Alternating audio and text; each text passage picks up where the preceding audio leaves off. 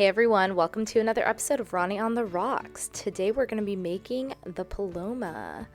So first we are going to start out with a beautiful ruby red grapefruit and just slice that down the middle and juice that half until you have about a quarter cup of fresh grapefruit juice. Then you're going to get your lime, slice that in half, and squeeze half that lime till you have about 1 ounce of lime juice.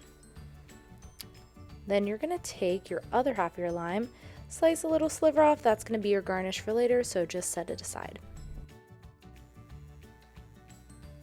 Next, we're going to fill our tumbler with some ice, and then we're going to get our favorite tequila. Mine is Silver Patrón, and you're going to do about 2 ounces of your tequila. Pour that over the ice, add your grapefruit juice, add your lime juice, and then you're going to add about 1/2 ounce of agave. Then we're going to shake it all up until it's nice and cold, and then strain that over some ice. Look at that slow motion strain, beautiful coloring. Then I like to top with some grapefruit Spindrift. It's a sparkling water with no added sugar, just the natural grapefruit juice. Then you're going to garnish with a lime, and there you go, your Paloma. Enjoy. For more recipes, subscribe to my channel and follow me on Instagram. I post new recipes every day, and I love to hear from you guys what you want to see next. So thanks for tuning in. See you next time. Bye.